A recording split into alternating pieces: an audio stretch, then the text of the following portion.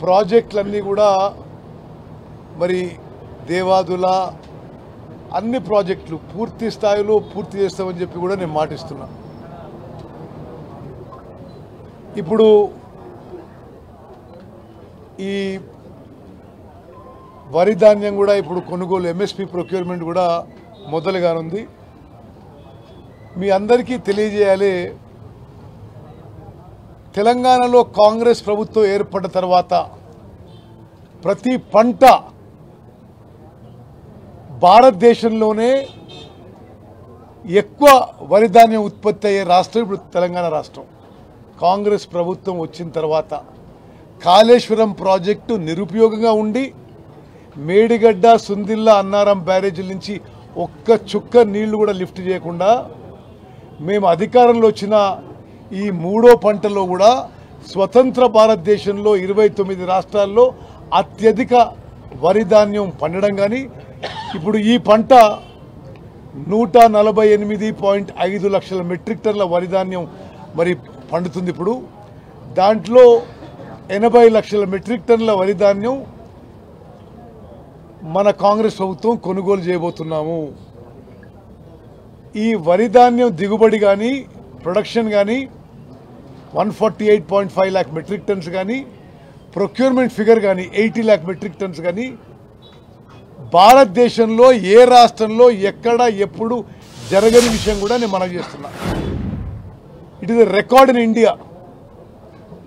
ఇది మరి మేడిగడ్డ, సుందిల్ల, అన్నారం బ్యారేజెస్ నుంచి ఒక్క చుక్క నీళ్లు లిఫ్ట్ చేయకుండా నిరుపయోగంగా రికార్డు స్థాయిలో వరి ధాన్యం పండింది తెలంగాణలో.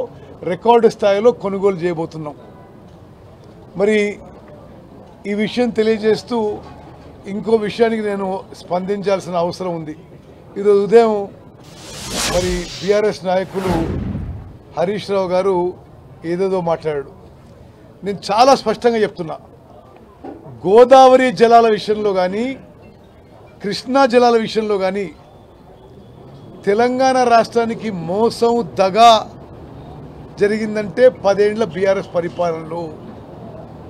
మేమున్న సుమారు 21 నెలల పరిపాలనలో కృష్ణా నదీ జలాల్లో, గోదావరి నది జలాల్లో తెలంగాణకి సరి అయిన వాటా వచ్చే విధంగా, మన నీటి హక్కులు కాపాడే విధంగా మరి గౌరవ ముఖ్యమంత్రి రేవంత్ రెడ్డి గారి నాయకత్వంలో నేను ఇరిగేషన్ మంత్రిగా మరి మన హక్కులు కాపాడే విధంగా మేము ముందుకు పోయిన విషయం తెలంగాణ ప్రజలందరూ గమనించాలి. ఏదో బదనాం చేయాలనే విధంగా ఏదో తప్పుడు మాటలు, అబద్ధపు ప్రచారం, అవాస్తవమైన ఆరోపణలు చేస్తుండు హరీష్ రావు గారు. బంకచెర్ల ప్రాజెక్టుకి తెలంగాణ ప్రభుత్వం, కాంగ్రెస్ ప్రభుత్వం అందరం వ్యతిరేకం. అన్ని విధాల చర్యలు తీసుకున్నాము. మేము స్వయాన కేంద్ర ప్రభుత్వానికి వరబల్గా చెప్పినాం, లిఖితపూర్వకంగా చెప్పినాం. ఆల్మట్టి ప్రాజెక్టు ఎత్తు పెంచడానికి మేము వ్యతిరేకం. కర్ణాటకలో కాంగ్రెస్ ప్రభుత్వం ఉన్నా, ఆంధ్రాలో తెలుగుదేశం ప్రభుత్వం ఉన్నా, మహారాష్ట్రలో బీజేపీ ప్రభుత్వం ఉన్నా, ఏ పార్టీ ఎక్కడ అధికారంలో సంబంధం లేదు. తెలంగాణ యొక్క నీటి హక్కులు కాపాడుకోవడానికి, కృష్ణా నదీ జలాల్లో మన వాటా కాపాడుకోవడానికి, గోదావరి నదీ జలాల్లో మన నీటి హక్కులను కాపాడుకోవడానికి ముఖ్యమంత్రి రేవంత్ రెడ్డి గారు కానీ నేను కానీ పూర్తి కట్టుబడును. చాలా సమర్థవంతంగా మన వాదనలు కేంద్ర ప్రభుత్వం ముందు, సుప్రీంకోర్టులో, ట్రిబ్యునల్లో వినిపించిన విషయం కూడా నేను మనవి చేస్తున్నా. కృష్ణా నదీ జలాల విషయం చెప్పాలి. 10 ఏళ్ల పాటు ఉమ్మడి ఆంధ్రప్రదేశ్కి కేటాయించిన 811 టీఎంసీల్లో ఆనాటి ముఖ్యమంత్రి కేసీఆర్ గారు, ఆనాటి ఇరిగేషన్ మంత్రి హరీష్ రావు గారు ఆంధ్రాకి 512 తీసుకోండి, మీరు తెలంగాణకి 299 టీఎంసీ సరిపోతాయని లిఖితపూర్వకంగా కేంద్ర ప్రభుత్వం ముందు ఒప్పుకొని వచ్చిన వీళ్ళు 10 ఏళ్ల పాటు. మేము అధికారంలో వచ్చిన తర్వాత ఇది మాకు యాక్సెప్టబుల్ కాదు.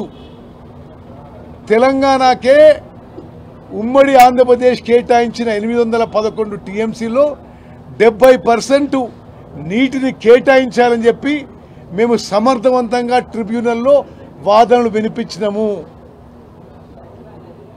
స్వతంత్ర భారతదేశంలో మొదటిసారి ఒక వాటర్ డిస్ప్యూట్ ట్రిబ్యునల్ ముందు ఒక ఇరిగేషన్ మంత్రి అంటే అది ఉత్తమ్ కుమార్ రెడ్డి అని చెప్పి నేను మనవి చేస్తున్నా.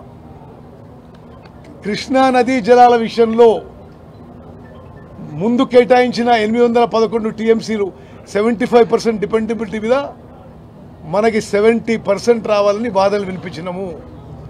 అదేవిధంగా కృష్ణా నదీ జలాల్లో 65% డిపెండబిలిటీలో 1005 టీఎంసీల్లో తెలంగాణ రాష్ట్రానికి సుమారు 734 టీఎంసీలు రావాలని వాదనలు వినిపించినాము.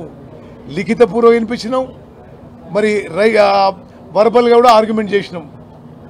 తప్పనిసరిగా కృష్ణానదీ జలాల్లో ఈ విధంగా తెలంగాణకు న్యాయం జరుగుతుందని చెప్పి మా పూర్తి నమ్మకం, విశ్వాసం. గోదావరి నదీ జలాల విషయం వస్తే అసలు వాళ్ళు జనవరి చూసుకుని నవ్వుకోవాలి. మీరు కట్టిన ఏకైక ప్రాజెక్ట్ కాళేశ్వరం కూలిపోయింది, మేడిగడ్డ బ్యారేజ్ కూలిపోయింది, అన్నారం సుందిల బ్యారేజీలకు పొక్కలు పడ్డాయి. ఒక్క చుక్క నీరు ఈ 21 నెలల్లో ఉపయోగించలేదు. ఆ 3 బ్యారేజ్లో ఒక్క చుక్క నీళ్లు ఉపయోగించకుండా రికార్డు పంట పండించినాం, రికార్డు కొనుగోలు చేసినాము. మరి కాళేశ్వరం సంగతి అది. తుమ్మడి అట్టి వాళ్ళు ఏమన్నారు, కాళేశ్వరం కడతాము తుమ్మడి అట్టి కడతాం అన్నారు. తుమ్మడి అట్టి దగ్గర తట్టడి మట్టి కూడా ఎత్తలేదు 10 ఏళ్లలో. మేము ఇప్పుడు తుమ్మడి అట్టి ప్రాణహిత చేవెళ్ళ ప్రాజెక్టు మొదలుపెట్టి పూర్తి చేస్తాము. అదేవిధంగా సీతారాం సాగర్ ప్రాజెక్టుకి 67 టీఎంసీల నీటి కేటాయింపు మా హయాంలో మేము తీసుకొచ్చినాము. అదేవిధంగా సమ్మక్క సారక్క ప్రాజెక్టు మరి అన్ని క్లియరెన్సెస్కి ఛత్తీస్గఢ్ ముఖ్యమంత్రితో మాట్లాడినాం, కేంద్ర ప్రభుత్వం ఒత్తిడి తీసుకొస్తున్నాం. సమ్మక్క సారక్క బ్యారేజ్కి 47 టీఎంసీల కోసం కేంద్ర ప్రభుత్వాన్ని ఒప్పించినాం. అతి త్వరలో నీటి కేటాయింపు జరుగుతుంది. ఈ విధంగా గోదావరి జలాల విషయంలో కూడా మన కాంగ్రెస్ ప్రభుత్వంలోనే తెలంగాణ రాష్ట్రానికి మేలు జరుగుతుంది. ఈ విధంగా అవాస్తవాలు మాట్లాడి ఏదో అబద్ధాలు ప్రచారం చేసి కాంగ్రెస్ ప్రభుత్వాన్నో ముఖ్యమంత్రినో బదనాం చేసే ఈ అలవాటు హరీష్ రావు మానుకోవాలని చెప్పి నేను సలహా ఇస్తున్నా. పూర్తిగా అసలు ఈరోజు హరీష్ రావు గారు ఇచ్చిన స్టేట్మెంట్లో ఏమీ వాస్తవాలు లేవు. బంకచర్ల అంటున్నాడు. బంకచర్ల ప్రాజెక్టులో మేము పలుమార్లు కేంద్ర ప్రభుత్వం దగ్గర అన్ని విధాలుగా వ్యతిరేకించినాం. కేంద్ర జలవనరుల మంత్రి సిఆర్ పాటిల్కి స్వయంగా చెప్పినాము.